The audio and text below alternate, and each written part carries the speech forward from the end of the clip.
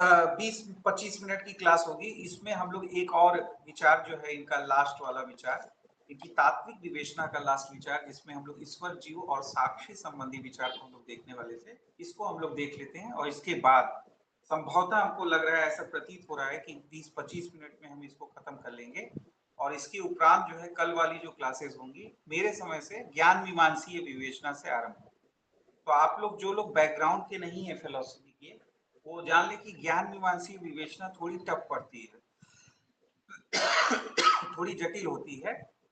लेकिन जो लोग लॉजिक वगैरह पढ़ते हैं, उनका बैकग्राउंड रहा है, तो उनके लिए कोई बहुत परेशानी होने वाली नहीं।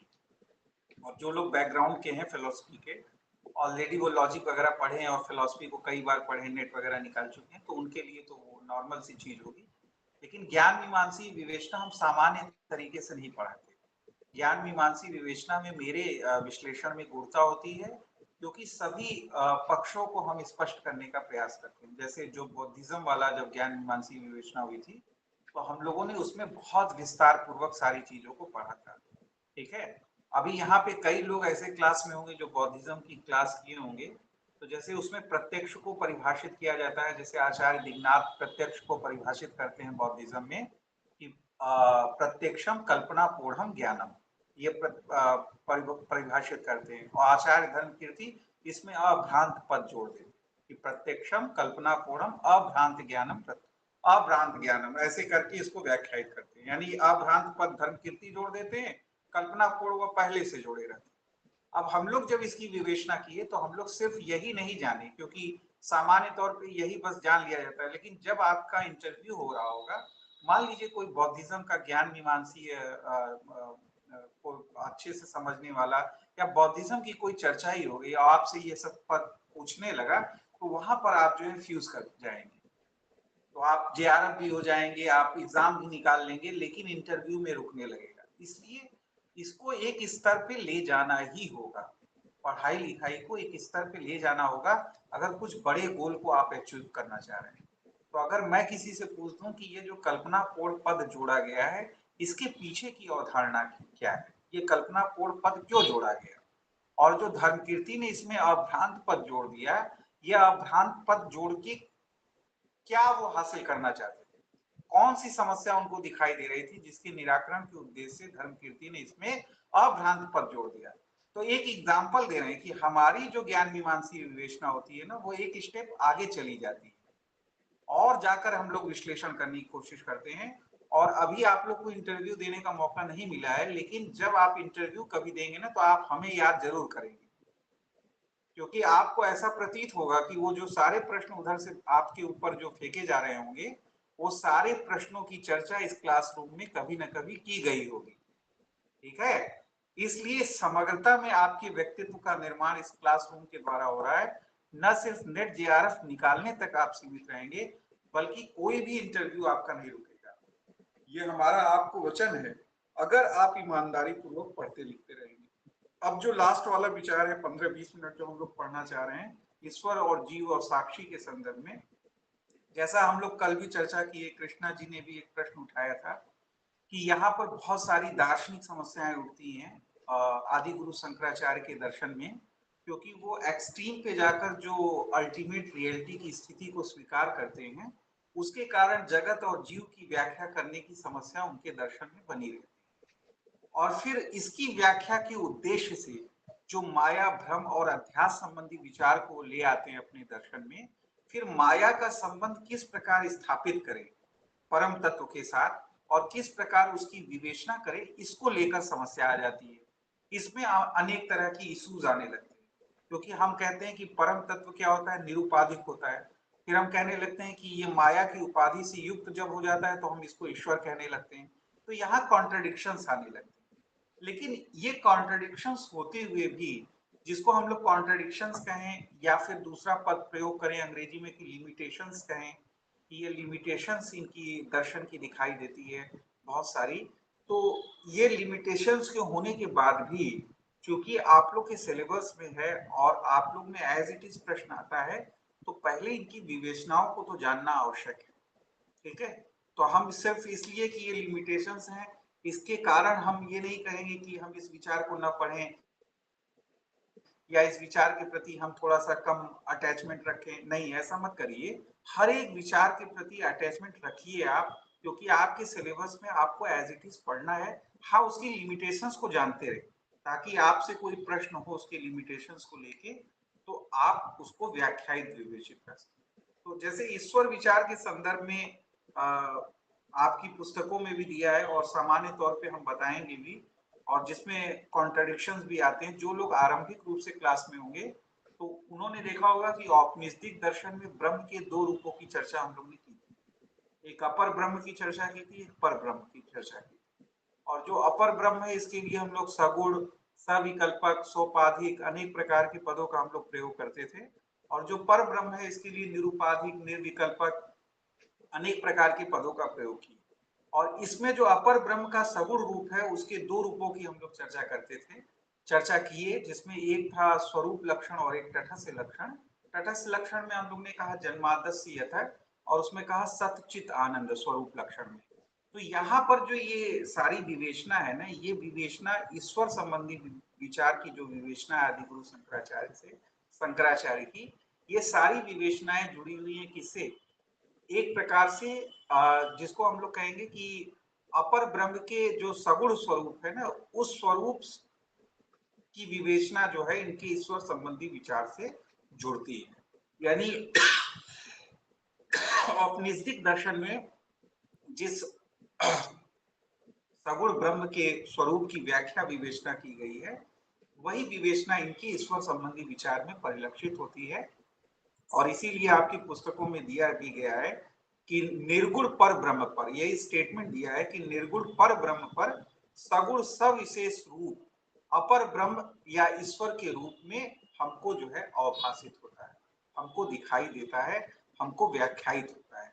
यानी इसी की विवेचना फर्दर की गई है कि निरुपाधिक पर ब्रह्म जब माया की उपाधि से युक्त होता है तो हम इसे ईश्वर कहते हैं। कॉन्ट्रडिक्शंस आ रहे हैं, लेकिन ऐसा व्याख्यायित किया गया है। यानी माया की उपाधि से युक्त करके ईश्वर की विवेचना की गई है आदि गुरु शंकराचार्य के दर्शन में। और ईश्वर के संदर्भ में भी अनेक बिंदुओं का स्पष्टीकरण किया गया है। जो आपकी पुस्तकों में भी, जो पुस्तक आपको फॉलो करने के लिए कही जाती है सीडी शर्मा, उसमें भी दी गई है, लेकिन जिस क्रम में हम बताएंगे उस क्रम में नहीं दिया है। हमारा क्रम अलग है और जो जिस क्रम में वहां व्याख्यायित विवेचित किया गया है वह क्रम अलग है। तो क्रम में जो चेंजेस करते हैं हम उसको विशेष कुछ अवधारणाओं को ध्यान में रख कर करते हैं।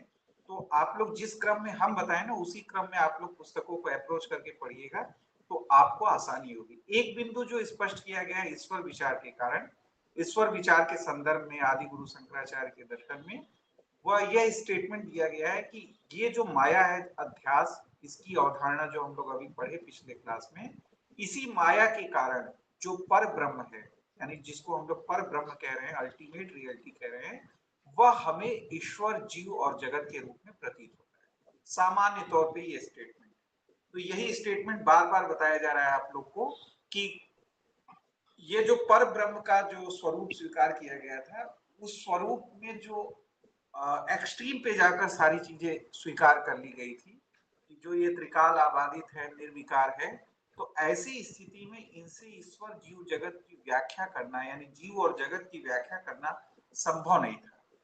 इसी संभावना को निकालने के लिए उन्होंने माया संबंधी विचार को अपने दर्शन में लाया और फिर कहा कि माया के कारण ही ब्रह्म जो है वह ईश्वर, जीव और जगत के रूप में हमें प्रतीत होता है, भाषित होता है।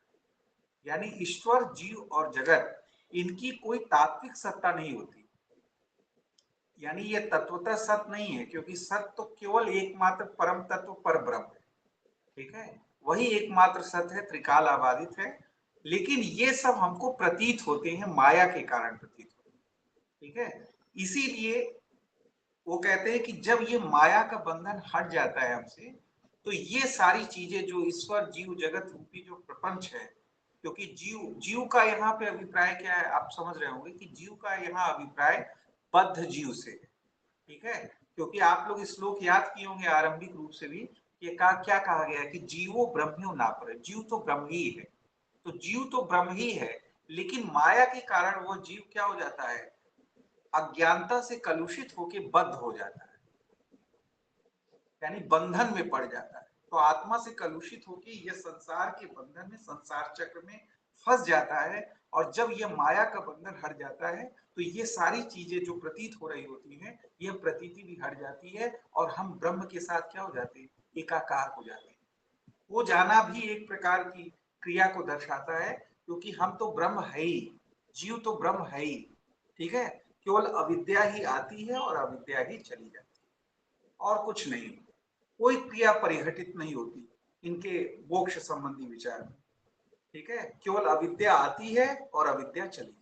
जब अविद्या चली जाती है तो ये जो आवरण छाया रहा, और जो आवरण छाया रहता है वो आवरण जो है हट जाता है। आवरण हट जाता है तो जो ब्रह्म है सूर्य के समान प्रकाशमान, उसकी जो लालिमा है, उसका जो प्रकाश है वो चौओर फैल जाता है। जैसे कल हम लोग घटाकाश और महाकाश के संदर्भ में भी इसको समझने की, कुछ लोग टाइप कर रहे हैं कुछ प्रश्नों को, तो वो प्रश्न हम देख नहीं पाए, और फर्दर हम उन प्रश्नों को भी ले लेंगे, काउंटर कर लेंगे।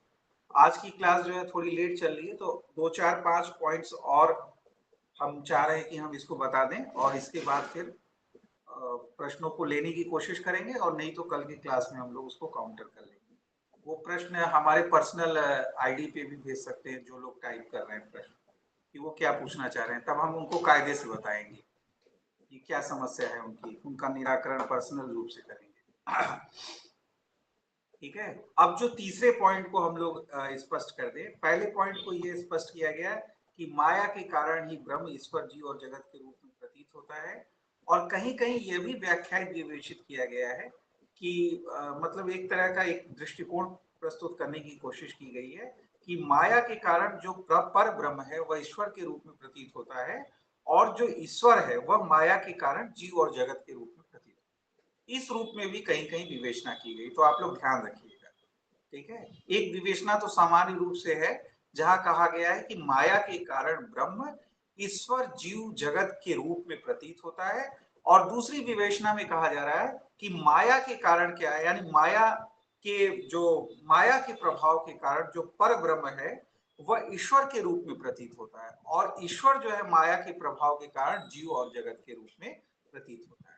इसके रूप में भी व्याख्या किया गया था कि जब जब हम ये बोलेंगे तब तब आपके मन में एक कौतूहल पैदा होता रहेगा, क्योंकि बार बार आपको लगेगा कि पर ब्रह्म जो निर्विकार है, जो निर्विकल्पक है, निरुपाधिक है, वह कैसे माया की उपाधि से युक्त हो जा रहा है। ये सारी समस्या आपके मन में कौतूहल आता रहेगा, लेकिन ये ऐसा ही है।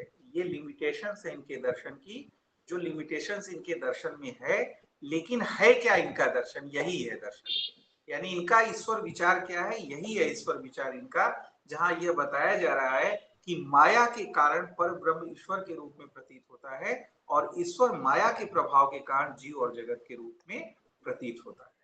यानी एक प्रकार से जो ईश्वर की अवधारणा है इनके दर्शन में, जिसको हम लोग सगुण स्वरूप, औपनिषदिक दर्शन का जो अपर ब्रह्म का सगुण स्वरूप है उसके रूप में हम लोग व्याख्यायित कर रहे थे, तो ठीक वैसा ही है कि यहाँ पर जो ईश्वर है वह जो निरुपाधिक निर्व्यक्तिक जो पर ब्रह्म है उसका सोपाधिक व्यक्तित्व संपन्न स्वरूप है, ठीक है। लेकिन यह स्वरूप जो है वह स्वरूप क्या है, प्रतीति मात्र है, क्योंकि मूलतः पर ब्रह्म के अतिरिक्त और कुछ है भी नहीं, ठीक है। ये सब माया के प्रभाव के कारण हो रहा है।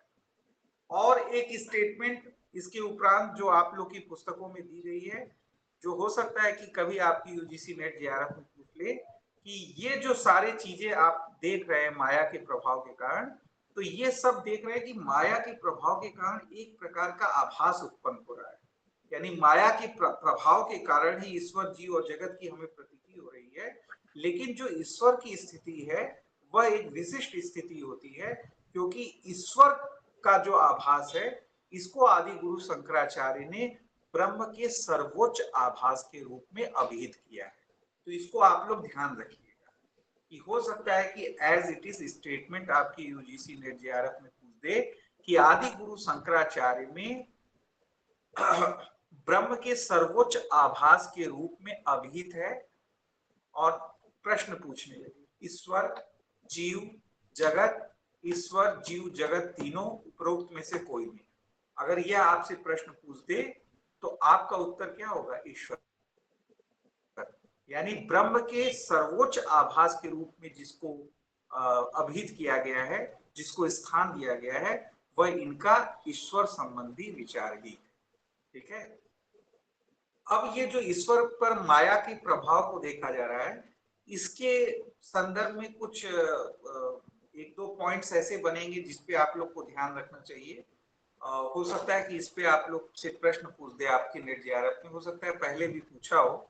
अभी हम प्रश्नों को हमें भेजा गया है, उन प्रश्नों को हम देख लेंगे प्रिंट आउट निकाल के, लेकिन अगर नहीं पूछा गया है तो पूछा जा सकता है। एक तो ये है कि सामान्य तौर पे आप लोग की पुस्तकों में दिया गया है कि जब ईश्वर को ब्रह्म के सर्वोच्च आभास के रूप में स्वीकार किया गया है, तो इसे कहा जाता है, इसे कहा गया है आदि गुरु शंकराचार्य के दर्शन में मायापति के रूप में, यानी माया के स्वामी के रूप में इसे अभिहित किया गया है। ईश्वर विचार, ईश्वर विचार जो ब्रह्म के सर्वोच्च आभास के रूप में अभिहित है आदि गुरु शंकराचार्य के दर्शन में, ईश्वर को कहा गया है माया के स्वामी, मायापति के रूप में इसे अभिहित किया गया है। तो मायापति इनको क्यों कहा जा रहा है? मायापति इसलिए कहा गया है क्योंकि, और मायापति भी क्यों कहा गया है, माया का स्वामी क्यों कहा गया है, और साथ साथ इसको सर्वोच्च आभास भी क्यों कहा जा रहा है, इन दोनों अवधारणाओं का संदर्भ आपका इससे जुड़ता है जो अब हम वक्तव्य बोलने वाले हैं, कि आप देखे होंगे कि माया के अंदर दो प्रकार की शक्तियां काम कर रही होती। जो लोग भी अध्यास विवेचना पढ़े होंगे माया और उसकी विवेचना पढ़े होंगे, जो हम लोग लक्षणों को पढ़ रहे थे कि अन्य से अन्य धर्मा अभासता अध्यास है, या तस्मिन तद्बुद्धि या स्मृति रूपा परत्र पूर्व दृष्टा अभास अध्यास है। इस रूप में हम लोग जब सारी प्रक्रियाओं को विवेचित कर रहे थे, तो हम लोग देख रहे थे कि दो परिघटनाएं घटित हो रही थी, एक आवरण हो रहा था और दूसरा विक्षेप हो रहा था, दो शक्तियां काम कर रही थी। लेकिन चूंकि ईश्वर विचार आदि गुरु शंकराचार्य के दर्शन में ब्रह्म के सर्वोच्च आभास के रूप में बताया गया है और मायापति माया के स्वामी के रूप में बताया गया है, तो यहाँ पर जो माया की स्थिति होती है, इस माया की दोनों शक्तियां ईश्वर के रूप में कार्य नहीं कर रही होती, ईश्वर के ऊपर कार्य नहीं कर रही होती। ईश्वर में जो माया की शक्ति काम कर रही होती है, वह केवल विक्षेप शक्ति कार्य कर रही होती है, और इसी विक्षेप शक्ति का प्रयोग करके ईश्वर यह जो संसार जगत का प्रपंच है, जिसको हम लोग देख रहे हैं, जिसमें हम लोग जी रहे हैं और तमाम तरह के अनुभव कर रहे हैं और आनंदित हो रहे हैं, इस प्रपंच में हम लोग हर क्षण बिता रहे हैं, इन सारे प्रपंचों की, इन सारी प्रतीतियों की, इन सारे समष्टिगत भ्रम की रचना जो है, इसी ईश्वर विक्षेप शक्ति से करता है। लेकिन आवरण शक्ति ईश्वर पर कार्य नहीं करती। ये ध्यान दीजिएगा, ये बहुत इंपॉर्टेंट अवधारणा है, जिसपे हो सकता है कि सरसरी निगाह न पड़ती हो किसी की, और आज तक आप लोग जो जितने लोग भी अद्वैत दर्शन पढ़ाए हो, कभी इस पे आपका ध्यान आकर्षित नहीं कराए हो। लेकिन हम इसलिए करा रहे हैं क्योंकि हर एक ऐसा बिंदु जिसकी कोई अवधारणा बनती है और उससे संबंधित कोई प्रश्न आपके एग्जाम या आपके इंटरव्यू में पूछा जा सकता है, उन सभी की चर्चा हम कर देते हैं। हमारी आदत है और इसी प्रक्रिया से हम पढ़ाने में विश्वास रखते हैं। तो हमें ऐसा प्रतीत होता है कि कभी न कभी ये प्रश्न आपसे पूछा जा सकता है, इसलिए इसको ध्यान दीजिएगा। तो यहाँ पर एक और महत्वपूर्ण अवधारणा निकल के आती है, जिसपे भी फर्दर प्रश्न हो सकता है कि अगर ईश्वर में जो माया के पति हैं, यानी मायापति के रूप में अभिहित किया गया है, माया के स्वामी के रूप में अभिहित किया गया है, और इन पर माया की केवल विक्षेप शक्ति कार्य करती है, आवरण शक्ति नहीं कार्य करती, इससे एक महत्वपूर्ण अवधारणा यह निकलती है कि ईश्वर स्वयं को ईश्वर के रूप में नहीं जानता, बल्कि ईश्वर स्वयं को ब्रह्म के रूप में जानता है। ठीक है। अगर इससे संबंधित कोई प्रश्न आपसे पूछ दे, आपके इंटरव्यू में पूछ दे या यूजीसी नेट जेआरएफ में पूछ दे कि आदि गुरु शंकराचार्य के दर्शन में ईश्वर स्वयं को किस रूप में जानता है, और चार ऑप्शन दे दे, और या एसर्शन रीजन बता दे आपसे, कि आपसे मान लीजिए यह प्रश्न तो आप गेस भी कर लेंगे कि आपको लगेगा कि ईश्वर तो जो है ब्रह्म के रूप में ही जानता। हो सकता है कई लोग गेस कर ले कि आपसे पूछ ले कि ईश्वर स्वयं को ईश्वर के रूप में, मतलब ईश्वर स्वयं को किस रूप में जानता है। एक ऑप्शन दे दे ब्रह्म के रूप में जानता है, दूसरा ऑप्शन दे दे ईश्वर के रूप में जानता है, तीसरा ऑप्शन दे दे कि जीव के रूप में जानता है या जगत के रूप में जानता है, और चौथा ऑप्शन दे दे कि उपरोक्त में से कोई नहीं। तो उत्तर क्या होगा? ईश्वर स्वयं को ब्रह्म के रूप में जानता है। तो ये उत्तर तो हो सकता है आप गेस वर्क में कर दें, लेकिन एसर्शन रीजन मत दे देगा अगर, तो आपको अवधारणाएं आएंगी तभी कर पाएंगे। मान लीजिए एसर्शन दे दे कि ईश्वर स्वयं को ब्रह्म के रूप में जानता है, और रीजन दे दे कि ईश्वर में माया की केवल विक्षेप शक्ति कार्य करती, यह दे दे, तो उत्तर क्या होगा? ए भी सही है, आर भी सही है, और आर ए की सही व्याख्या कर रहा है। एसर्शन कथन भी सही है, कारण भी सही है, और कारण कथन की सही व्याख्या कर रहा है। ईश्वर स्वयं को ब्रह्म के रूप में इसलिए ही जानता है क्योंकि माया की जो केवल विक्षेप शक्ति है यही कार्य कर रही होती है, आवरण शक्ति कार्य नहीं कर रही होती। ठीक है, क्यों? क्योंकि यह आप प्रश्न आएगा क्यों क्यों क्यों भाई, क्यों? क्योंकि इनको स्थान ही दिया गया है सर्वोच्च आभास के रूप में, कोई विशिष्टता तो होगी। क्यों कहा जा रहा है इनको माया का स्वामी? सबका स्वामी थोड़ा ना होता है, स्वामी की एक विशिष्ट स्थिति होती है, तो उसको कुछ विशेष पावर्स होती है ना, तो इनको विशेष पावर्स है, माया के ये स्वामी है, तो इनके ऊपर माया काम नहीं करती। ये स्वयं को किस रूप में जान रहे होते हैं? ब्रह्म के रूप में ही जान रहे होते हैं, लेकिन विक्षेप शक्ति का प्रयोग करके यह जो है ये समस्त जगत प्रपंचों को रच रहे होते हैं, और ये खेल चल रहा होता है। अब आपके मन में आएगा कि भाई ये खेल करते ही क्यों है, ये रचते ही क्यों है? तो भाई माया क्या है? अनादि है, कब से है पता नहीं, तो इससे जाना है, लेकिन ये अनादि है, कब से है पता नहीं भैया, ये चला आ रहा है, इसका कोई स्टार्टिंग पॉइंट नहीं। तो जब तक ये माया का प्रभाव रहेगा, माया के प्रभाव में कैसे आ रहे हैं, जब पर ब्रह्म निराकार, ये तमाम तरह की लिमिटेशंस आपके दिमाग पे उठा पटक करेगी, लेकिन उससे कुछ आपको लेना देना नहीं है। फिलहाल आपको एज इट इज अवधारणाओं को समझना है, वो आपके लिए ज्यादा इम्पोर्टेंट। तो ये 3-4 पॉइंट्स आपको जो बताए गए, जिसमें से 2-3 पॉइंट्स ऐसे बताए गए जो आप लोग से उस पर अवधारणात्मक प्रश्न आ सकता है और सामान्य तौर पे उनकी चर्चा नहीं की जाती है, तो आप लोग इसको जानिएगा।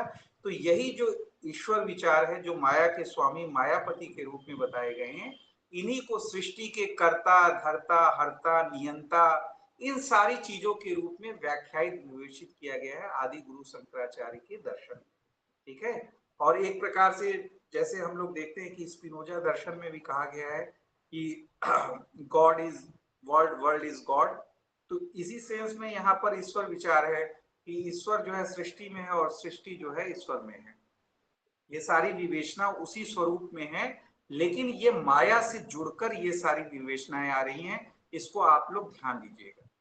ठीक है, ये सारी परिघटनाएं घटित हो रही हैं माया के कारण, इसीलिए माया अध्यास भ्रम, इसकी अवधारणा आपको पहले पढ़ाई गई, और इसके उपरांत आपको जीव, ईश्वर जीव और साक्षी संबंधी विचार को बताया जा रहा है। ठीक है, तो ये सारी चीजें हैं, आप लोग इसको समझते रहिए। 1-2 पॉइंट्स और हैं आपको बता के, इसके बाद हमको लग रहा है कि 5 मिनट और लेंगे, इसके बाद बंद कर दे रहे हैं, और कल 10-15 मिनट स्टार्टिंग का जीव और साक्षी संबंधी विचार में आएगा। यानी जीव का यहाँ अर्थ बद्ध जीव से है, क्योंकि जीवो ब्रह्मो नापर, जीव तो ब्रह्म ही है और ईश्वर भी ब्रह्म ही है। ठीक है, आप लोग ये समझते रहिएगा, ये सारी चीजें समझते रहिएगा, क्योंकि ये सब माया के कारण परिघटित हो रहा है। माया के कारण ये फ्रेजेस हम प्रयोग कर रहे हैं, ईश्वर का, जीव का, ये सब फ्रेजेस जो बद्ध जीव का प्रयोग कर रहे हैं, वो माया के प्रभाव के कारण प्रयोग कर रहे हैं। नहीं तो ये सारी चीजें मूलतः एक ही चीज है, वह पर ब्रह्म है, जो निर्गुण है, निराकार है, और जो है उसके अलावा अतिरिक्त और कुछ भी नहीं है। जो भी है सब जो हमें दिखाई दे रहा है दृश्य प्रपंच के रूप में, वह सब प्रतिभास है, और जो असत है तो उसका तो प्रतीति भी नहीं है, तो उसका प्रश्न क्या होता है, वो तो कल्पना है। ठीक है, तो ये सारी चीजें आप लोग जानते रहिएगा। 1-2 पॉइंट और बता के 2-4 मिनट लेके हम आज की क्लास बंद कर दे रहे हैं, और फिर से हम आपको बता दें कि जितनी कठोरता हम स्टार्टिंग में दिखाए हैं, तो आप लोग इसको अन्यथा कोई न ले, और ध्यान पूर्वक आपकी भलाई के लिए कहा गया है, और अब ध्यान से पढ़िएगा, क्योंकि हम चाहते हैं कि क्लासेस ज्यादा हों। ठीक है, मोटिवेशन ये सब आपको लेना है तो यूट्यूब वगैरह पे बहुत लोग मोटिवेशन दे रहे हैं, दुनियादारी इधर उधर का ना, तो वो इन 3 वहां से देख लीजिए मोटिवेशन। हमारा ध्यान यहाँ पे केंद्रित रहने दीजिए, जो पढ़ाई लिखाई जो कंटेंट है, क्योंकि वो उसमें बहुत सारी चीजें हैं जो हम आपको क्रमिकता से बताते हुए चलते चाह रहे हैं, कि हम सारी चीजें आपको अवधारणाएं बता दें, जिससे 99% आपके सारे प्रश्न सॉल्व हो जाए। तो हमारा यहाँ पे एनर्जी लगने दीजिए, मोटिवेशन वगैरह में हम एनर्जी देंगे तो समय जाएगा। सबका। तो आप लोग कल से ध्यान रखिएगा, आप लोग सभी लोग, कि आप लोग टाइम से सब सारी चीजों को करें और ईमानदारी से, खुद के लिए ईमानदार रहें, दूसरे के लिए क्या रहना है। ठीक है, तो एक दो पॉइंट आपको और बता दें कि आपकी पुस्तकों में भी दिया है, अगर नोटिंग बनाएंगे तो आप लोग नोटिंग बना के रख सकते हैं कि जैसे आदि गुरु शंकराचार्य ने ये स्पष्ट कहा है। जैसे हम लोग जब न्याय वैशेषिक दर्शन पढ़ेंगे तो हम लोग देखेंगे कि वहां ईश्वर की सिद्धि के लिए तर्क प्रस्तुत किए गए हैं। ठीक है, जो लोग भी पहले से पढ़े होंगे जो है फिलॉसफी, वो जानते होंगे कि वो प्रसिद्ध जो तर्क प्रस्तुत किए गए का जो है कार्य आयोजन वृत्तादि पदार्थ प्रत्ययतः सुते वाक्यात संख्या विशेषाच, तो इस तरह के जो तर्क प्रस्तुत किए गए अलग अलग। लेकिन आदि गुरु शंकराचार्य स्पष्ट रूप से कहते हैं कि ईश्वर की स्थापना, ईश्वर की सिद्धि श्रुति के आधार पर ही होती है, यानी शब्द प्रमाण से ही होती है। अनुमान या तर्क के आधार पर हम ईश्वर की सिद्धि नहीं कर सकते। तो इनका यह स्पष्ट विचार है। हो सकता है कि इससे संबंधित कोई फ्रेज देके आपसे यूजीसी नेट जेआरएफ में पूछ दे कि ईश्वर की सिद्धि के लिए अनुमान या तर्क की स्वीकृति स्वीकार करते हैं आदि गुरु शंकराचार्य, तो आप निगेट कर देंगे। ईश्वर की सिद्धि को वो शब्द प्रमाण से ही स्वीकार करते हैं, श्रुति वाक्य से ही स्वीकार करते हैं। ये इनकी स्पष्ट अवधारणा है। ठीक है, तो आप लोग 2 मिनट रुकिएगा, आप लोग का स्क्रीनशॉट हो जाए, सबका नाम आ जाए, और इसके बाद फिर जो है आप लोग जाइएगा। जय हिंद, जय भारत।